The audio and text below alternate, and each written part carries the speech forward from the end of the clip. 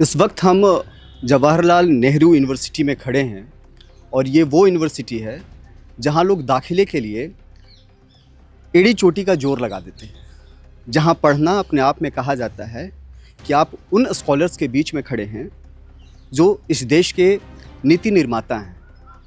एक ऐसा कैंपस जहाँ पर कोई भेदभाव नहीं, न कोई अमीर है न कोई गरीब है, न कोई राजा है न रंक है, कोई है तो सब के सब स्टूडेंट्स हैं और उन्हीं स्टूडेंट्स का इलेक्शंस जेएनयू में होने जा रहा है।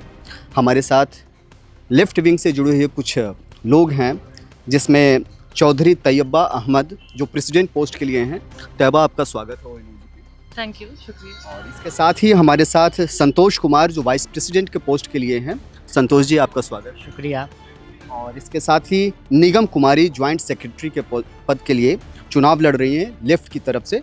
आपका भी thank you so much. Tayyaba, हम लोग यहाँ पर आए हैं और हमसे ज़्यादा जो दिल्ली एनसीआर के लोग हैं, उनसे ज़्यादा जो सुदूर इलाके में जो लोग रहते हैं, बिहार के, बंगाल के, ओडिशा के, झारखंड के, ऐसे लोग सबसे ज़्यादा सोचते हैं कि यार कोई बड़े शहर में पढ़ने चले जाएं। और बड़े शहर से भी सबसे इम्पोर्टेंट है जेएनयू। जेएनयू को लेकर के जो चित्र दिमाग में आता है जब हम कभी भी स्टूडेंट्स हो, तो आज भी मुझे उस बात का रंज है कि हम जेएनयू में नहीं पढ़ सके। तो ये जो जेएनयू है, थोड़ी सी जेएनयू की विशेषता बताइए आप प्लीज़। जी, आपने तो अपना इंट्रोडक्शन में ही विशेषता बताई कि यहाँ के जो बच्चे हैं, यहाँ पे कोई भी डिस्क्रिमिनेशन नहीं होता। यहाँ पे कोई भी किसी को भी उनकी जाति या उनके रंग रूप पे या उनके जेंडर पे डिस्क्रिमिनेट नहीं किया जाता। वो एसेंस है, जो ओरिजिनल एसेंस जेएनयू का था। सब यहाँ पे स्टूडेंट्स होते हैं, वो एसेंस है यहाँ का। और वो इसलिए है क्योंकि ये एक किसी पर्टिकुलर तबके के लोगों के लिए नहीं है। यहाँ पे हमेशा से इंक्लूसिव कैंपस रहा है, प्रोग्रेसिव रहा है, महिलाओं को हमेशा से सपोर्ट किया गया है। इसलिए, और क्योंकि यहाँ का एक आप फ़ीस स्ट्रक्चर अगर आप देखें तो पहले तो, अभी तो हम बहुत सारी चर्चा उस पर भी करेंगे, पर 268 रुपीज़ का जो पैसा देकर एक फ़ीस स्ट्रक्चर था, 10 रुपये का हॉस्टल फ़ी, जिसके लिए अब हमें गालियाँ भी सुनने को मिलती हैं, वो अलग चर्चा की बात है। पर इतना जो सस्ता एक हमें एजुकेशन, क्वालिटी एजुकेशन मिल रहा था, और ऊपर से फिर एक हमारा जो डेप्रीवेशन पॉइंट्स महिलाओं के लिए और जो लोग मार्जिनलाइज कम्युनिटीज़ से आते हैं उनके लिए था, जो कि भी अब ख़त्म कर दिया गया है। वो भी हमारा आगे एजेंडा जिस पर हम बात करेंगे। तो ये सब जो प्रोग्रेसिव इसका जो, और जो हम बोल सकते हैं एक अफर्मेटिव टाइप का, जो गरीब लोगों को, महिलाओं को, बहुजन लोगों को जो सपोर्ट करने का एक एसेंस हमेशा से रहा है प्रोग्रेसिव, उसकी वजह से ये विशेषता है जेएनयू की कि यहाँ पे कोई भी डिस्क्रिमिनेट नहीं होता। सब लोग यहाँ पे सिर्फ पढ़ने वाले स्टूडेंट्स हैं। गले में लाल रंग का गमछा, सफ़ेद शर्ट, आंखों पर चश्मा, बढ़ी हुई दाढ़ियाँ और ये बाल, क्या कुछ कहता है? देखिए, हम लोग उस समाज से आते हैं, अगर जेएनयू में डिप्रीवेशन पॉइंट नहीं होता, अगर जेएनयू में आरक्षण का हमें लाभ नहीं मिला रहता, अगर बाबा साहब का संविधान यहाँ नहीं लागू हुआ रहता, तो हम उस पिछड़े इलाके से, उस तबके से आते हैं, हम जेएनयू नहीं पहुँच पाते। और जेएनयू का जो फ़ी स्ट्रक्चर है, जो क्वालिटी एजुकेशन है, ये हमें हमारी वैचारिकता को मजबूत करता है। ये लाल गमछा हमें याद दिलाता है कि हम किसी भी आर्थिक शोषण, किसी भी राजनीतिक शोषण और किसी भी सामाजिक शोषण के खिलाफ लड़ सकते हैं। ये हमारी एक तरह से पहचान बनती जा रही है कि, और ये सिर्फ जेएनयू की वजह से हो पाया, जैसे कि साथी ने बताया और जैसे कि आपने शुरुआत किया। ये इसीलिए संभव हो पाया है, ये सिर्फ और सिर्फ इसलिए संभव हो पाया कि इस खुले गगन के नीचे आप जब हमारा हम और आप दोनों बात कर रहे हैं तमाम साथियों के साथ, कि ये खुली वैचारिकी की लड़ाई है। और ये वैचारिकी झलक रही है कि लाल गमछा ये याद दिलाता है कि आर्थिक लड़ाई अभी भी बाकी है। आर्थिक लड़ाई अभी भी बाकी है, लेकिन जिस जगह पर हम हैं, कई लोगों का सपना है। और राजधानी दिल्ली में हम हैं और दिल्ली का तापमान 40 डिग्री से ऊपर आजकल चल रहा है, लेकिन जेएनयू का तापमान कुछ ज़्यादा ही है इलेक्शंस की वजह से।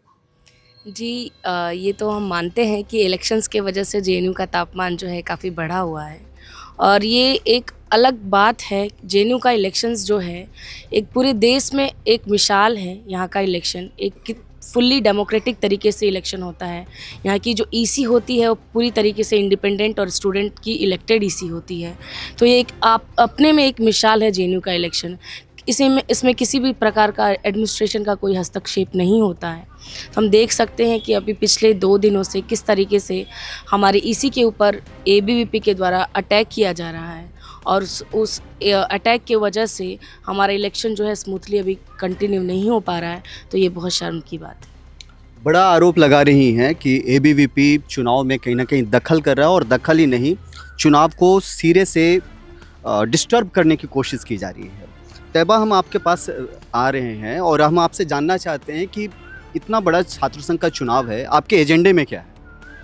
देखिए, पहले तो मैं ये बताना चाहूँगी कि हम एक लेफ़्ट अम्बेडकराइट पैनल से हैं, यहाँ पे सेंट्रल पैनल जो हमारा है। मैं प्रेसिडेंट के लिए कॉन्टेस्ट कर रही हूँ। साथ ही संतोष हैं, वो वाइस प्रेसिडेंट के लिए हैं। राम निवास जी हैं, वो जनरल सेक्रेटरी की पोस्ट पे हैं, और निगम जॉइंट सेक्रेटरी की पोस्ट पे। और ये एसएफआई, एआईएसएफ, पीएसए और बापसा, इनका एक हमारा भगत सिंह और अंबेडकर की आइडियोलॉजी को आगे रख के ले जाने के लिए ये एक सबसे मजबूत कैंप जो इस कैंपस में अलायंस आ सकता है एबीवीपी को हराने के लिए, वो है। तो हाँ, तो ये हमने बात की। और उसके अलावा अभी हमारे एजेंडे में जब आप बोल रहे हैं, तो एजेंडा हमारा कैंपस के इश्यूज़ को लेके तो हमेशा से रहा है। क्योंकि अगर आप इस कैंपस में देखो, जो मैं आपको पहले बता रही थी कि 268 रुपीज़ का जो पब्लिक एजुकेशन का हमारा सपना था, वो तो किसी तरह से 2019 के एंटी फ़ी हाइक मूवमेंट के बाद रहा। लेकिन बहुत से अभी भी स्कूल्स हैं जहाँ पे, जैसे स्कूल ऑफ इंजीनियरिंग है, जिसमें बहुत गुना ज़्यादा पैसे देकर भी अभी तक उनके पास सुविधाएं नहीं हैं। आप अलग अलग सेंटर्स देख लीजिए, अलग अलग स्कूल्स देख लीजिए, इंफ्रास्ट्रक्चर का इतना कमी है, खिड़कियाँ टूटी हुई हैं, बेंचेस सही से नहीं हैं, एयर कंडीशनर नहीं है। अब इतना गर्मी में पढ़ाई करने के लिए बच्चे जाते हैं, वाटर कूलर्स में पानी नहीं आ रहा है। हॉस्टल्स का इंफ्रास्ट्रक्चर आप एक बार जाके देख लीजिए, तो हॉस्टल्स पूरी तरह से क्रम्बल कर रहे हैं। तो ये इंफ्रास्ट्रक्चरल इश्यूज़ है जिसको हम आगे पुश करेंगे। और उसके साथ साथ यहाँ पे हमारे लिए ये भी इम्पॉर्टेंट है कि अगर हम इंफ्रास्ट्रक्चर की बात करें, तो फंड्स कट किए गए हैं जेएनयू के लिए। हमेशा से जेएनयू एक टारगेट रहा है बीजेपी का, आरएसएस का। और कैंपस में भी जो फंड्स आते हैं वो प्रॉपर्ली यूटिलाइज़ नहीं किए जा रहे हैं। वीसी की तरफ से, एबीवीपी की तरफ से जो है, जेएनयू का जो पब्लिक एजुकेशन का एक मिसाल था, उसके ऊपर पूरा रोक है। और करप्शन का बहुत हमें यहाँ पे देखने को मिलता है कि उस तरह से, जिस तरह से लोग फ़ी पे कर रहे हैं, या जिस तरह से फंड्स, जो काटे हुए फंड्स भी इस्तेमाल होने चाहिए, वो नहीं हो पा रहे। वो हमारे इंफ्रास्ट्रक्चरल इश्यूज़ हैं। उसके अलावा ये, क्योंकि हमारा जो एक अलायंस है, ये प्रोग्रेसिव अलायंस है, हम महिलाओं के, बहुजन लोगों के, और जो लोग पिछड़े वर्ग से आते हैं, जो लोग मार्जिनलाइज सेक्शन से आते हैं, उनके मुद्दे साथ में लेके चलेंगे। एबीवीपी है हमारे कैंपस में इस टाइम पे, उनका बीजेपी आरएसएस का बाहर उनका पेरेंट ऑर्गेनाइजेशंस काम करता है। तो इस्लामोफोबिया, यहाँ पे बहुत मुस्लिम लोग आते हैं। मैं खुद एक मुस्लिम महिला हूँ यहाँ पे, मैं एक मुस्लिम आदिवासी महिला होकर इस कैंपस में जब अनसेफ फील करती हूँ, और मैं देखती हूँ कि एबीवीपी किस तरह से प्रोटेस्ट करता है, प्रोटेस्ट तो नहीं करता है खैर, किस तरह से थ्रेटन करता है। और जो लोग प्रोटेस्ट करते हैं, अपनी आवाज़ उठाते हैं, उनके ऊपर जो क्रैकडाउन है बीजेपी आरएसएस से, वो भी हमारा एक एजेंडा रहेगा। अभी रिसेंटली एक प्रॉक्टर मैनुअल आया है जिसमें हमारा जो राइट टू प्रोटेस्ट है, उस पर कर्ब्स लगा दिए गए। उसके अलावा एजेंडा की आप कितने ही बात सुनेंगे, मतलब बहुत बड़ा चुनाव है जैसे आपने बोला। अभी हम धीरे धीरे देख रहे हैं, मैंने यहाँ पे अपना मास्टर्स भी किया है ज्योग्राफी में। तो जब से मैं कैंपस में आई हूँ, मैंने देखा है कि धीरे धीरे महिलाओं की जो संख्या है वो कम हो रही है। क्योंकि डेप्रिवेशन पॉइंट्स होता था पहले, जिसकी मैंने पहले भी बात रखी थी, जिसमें महिलाओं को, जो मार्जिनलाइज सेक्शन से लोग आ रहे थे, उनको कुछ पॉइंट्स मिलते थे। अब मास्टर्स में मिलते थे, पीएचडी में मिलते थे, महिलाओं की शिक्षा को सपोर्ट करने के लिए। अब वो पीएचडी में से पूरी तरह से काट दिए गए हैं। तो धीरे धीरे महिलाएं जब थ्रेटेंड फील करेंगी, जब आप जेएनयू को इस तरह से अटैक करेंगे, जब आप जेएनयू को मुफ्त खोर बताएंगे, आप बताएंगे कि आंदोलन जीवी हैं यहाँ पे, तो किस तरह से जो लोग मार्जिनलाइज सेक्शन से बच्चे यहाँ पे पढ़ने के लिए आते हैं, किस तरह से जो एक पब्लिक एजुकेशन का मिसाल ये इंस्टीट्यूट था, वो आगे सर्वाइव कर पाएगा। तो ये हमारे एजेंडा है, इसी को हम आगे लेकर चलेंगे। तैयबा ने जो कुछ भी कहा, उससे एक बात तो साफ है कि सीधी लड़ाई एबीवीपी से है। क्योंकि बार बार उनका जिक्र करना एबीवीपी का, ये साफ संकेत देता है कि सीधी लड़ाई एबीवीपी से है। लेकिन जिस अंबेडकर और जिस भगत सिंह की बात ये कर रहे थे, वो आम आदमी पार्टी के जो नेता हैं अरविंद केजरीवाल, जब कभी भी बयान देते हैं, तब भी उनके पीछे वही दिखते हैं। तो केजरीवाल से कितनी दूरी है और कितनी नज़दीकी? हम अगर लाल झंडा या लेफ़्ट के लोग अगर अंबेडकर की बात करते हैं, तो ये सामाजिक न्याय की बात करते हैं। और आपको हम बता दें कि अन्ना भाऊ साठे लेफ़्ट के थे, अंबेडकर पॉलिटिक्स करते थे। Comrade RB. मोरे लेफ़्ट के थे, अंबेडकर के साथ महार सत्याग्रह किया था। ऐसे आपको अनेक उदाहरण मिल जाएंगे इतिहास में कि हमेशा से लेफ़्ट क्लास और कास्ट स्ट्रगल, आज तमाम कम्युनिस्ट पार्टियां और लेफ़्ट पार्टियों का कास्ट और class struggle, casteless and classless society बनाने की बात हो रही है। और ये बात सन 1925 और 1920 से शुरू हुई थी। ये हमारी वैचारिक लड़ाई है, और वैचारिक लड़ाई है कि समाज को कैसे हम आगे ले जाएं। आर्थिक न्याय के साथ साथ सामाजिक न्याय की सुनिश्चितता कैसे हो। तो red star in blue sky, ये हमारा नारा है। और ये नारा आपको दिखेगा, ये नारा दिखेगा आरबी मोरे के सपनों में, ये नारा दिखेगा अन्ना भाऊ के सपनों में, जो दलित है और हमेशा से उस लेफ्ट फ्रंट के साथ red star in blue sky के साथ काम किए हैं। अभी 14 अप्रैल गुजरा और अंबेडकर जयंती हम सभी ने मनाया, लेकिन इस दौर में हमने देखा कि भारतीय जनता पार्टी के कई बड़े नेता भी इस अंबेडकर जयंती को लेकर के बड़े उत्साहित नज़र आए, जगह जगह कार्यक्रम हुए। और तो क्या आपको लगता है कि जो अंबेडकर की जो नीतियां हैं उस नीति को भी भारतीय जनता पार्टी कैप्चर करना चाहती है, या केवल ये दिखावे की राजनीति? जी सॉरी हम देख सकते हैं कि किस तरीके से अंबेडकर को इस समय अप्रोप्रिएट किया जा रहा है बीजेपी आरएसएस के द्वारा।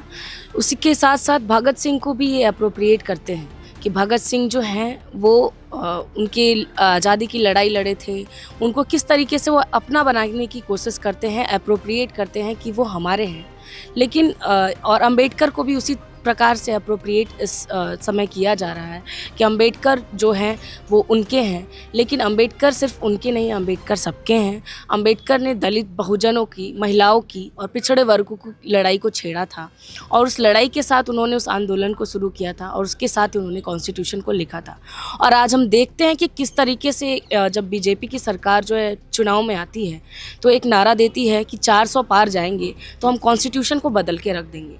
तो हम एक तरफ देख रहे हैं कि वो अंबेडकर को अप्रोप्रिएट कर रहे हैं, दूसरी तरफ उसी अंबेडकर के कॉन्स्टिट्यूशन को किस तरीके से ध्वस्त करने में लगे हुए हैं। तो एक तरफ से उनका ये जुमला ही है। वो अभी कुछ दिन पहले अमित शाह जो हैं अपने स्पीच में भी बोलते हैं अंबेडकर अंबेडकर अंबेडकर अंबेडकर, आप चिल्लाते रहते हैं। तो वो चीज़ हम देखते हैं कि किस तरीके से वो एक उनकी जो बेइज्जती की जा रही है अंबेडकर की, उनको एक तरफ अप्रोप्रिएट कर रहे हैं इन लोगों का समर्थन लेने के लिए, और एक तरफ उनकी बेइज्जती की जा रही है। छात्र संघ के चुनाव में लड़ाई बहुत जमकर होने वाली है, ये तो समझ में आता है, वैचारिक लड़ाई की मैं बात कर रहा हूँ। लेकिन एक बड़ा सवाल ये है कि जिस लेफ्ट की पैरोकारी आप कर रहे हैं वो लेफ्ट पूरे देश में सिमटता जा रहा है। पहले कई राज्यों में थे, आज से 10 साल पहले की बात, 15 साल पहले की बात अगर हम करें तो 44-45 सांसद हुआ करते थे, आज बहुत कम है। तो आपको लग रहा है कि कहीं ना कहीं लेफ्ट जो है सिकुड़ रहा है, या लेफ्टिस्ट विचारधारा सिकुड़ रही है? देखिए, ऐसा है कि अभी जो बीजेपी आरएसएस की जहाँ तक हम बात करते हैं, वो तो किस तरह से चुनाव में जीत रहे हैं हम देख ही रहे हैं। उनका हेट स्पीच का आप रिकॉर्ड्स देख लीजिए, उनका जो कॉरपोरेट वर्ल्ड के साथ एक नेक्सस करके जो वो एक प्राइवेटाइजेशन और एकदम से एक मतलब जातिवाद और पूंजीवाद वाली राजनीति कर रहे हैं। मनी मसल पावर के बेसिस पे वो इलेक्शन जीत रहे हैं, हम सबको पता है। पर हम ये नहीं बोल सकते कि लेफ़्ट सिकुड़ रहा है, क्योंकि सोशल मूवमेंट्स और बीजेपी आरएसएस के खिलाफ, इस्लामोफोबिया के खिलाफ, कास्टिज़म के खिलाफ अम्बेडकराइट मूवमेंट्स, लेफ़्ट की मूवमेंट्स अभी भी अपना काम कर रही हैं। तो मास मूवमेंट की ज़रूरत है। क्रांति तो आती है पर मास मूवमेंट चाहिए होता है उससे पहले। बीजेपी आरएसएस की राजनीति जो है वो वायलेंस की है। उन्होंने जिस तरह से एक्टिविस्ट को अंदर रोक के रखा है, जिस तरह से कोई भी अगर अपना राइट टू फ्रीडम या एक्सप्रेशन लेकर आता है तो वो एक तरफ से एक अनाकी वाला यहाँ पे वो लेकर आ रहे हैं, जो हमारी मोदी जी की राजनीति है। तो ऐसे में सिकुड़ नहीं गया है लेफ़्ट।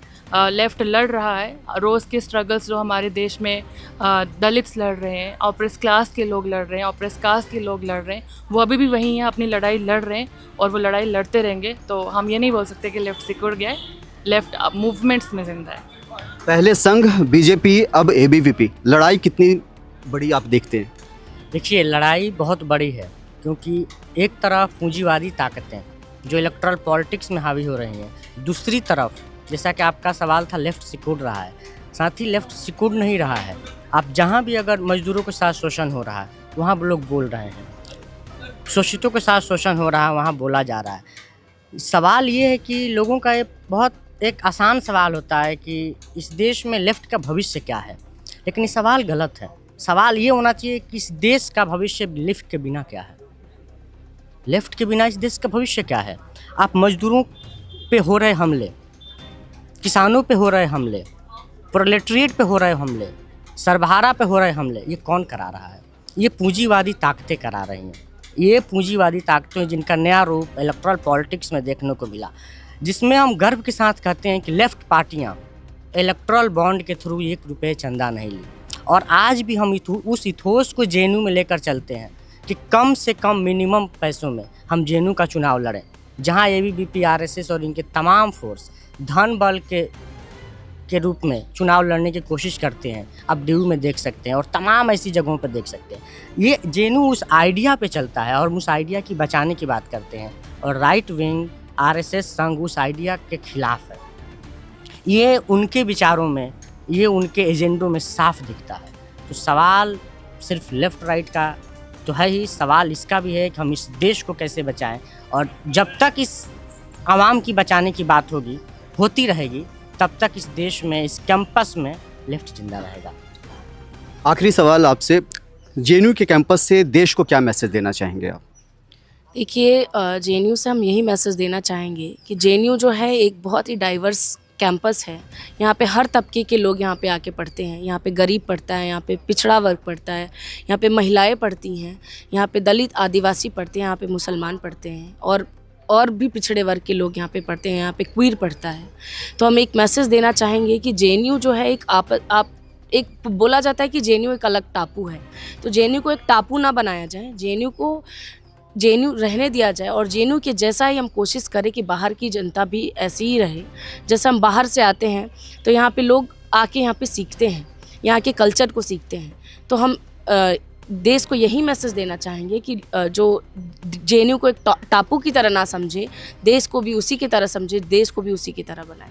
अच्छा तैयबा, जाते जाते एक सवाल आपसे कि चूंकि जेएनयू पर सरकार की भी बड़ी पैनी नज़र रहती है, ख़ासतौर से केंद्र सरकार की, आखिर इतनी नज़र रखने की ज़रूरत है यहाँ पर, या बस कोई और कारण है नज़र रखने की?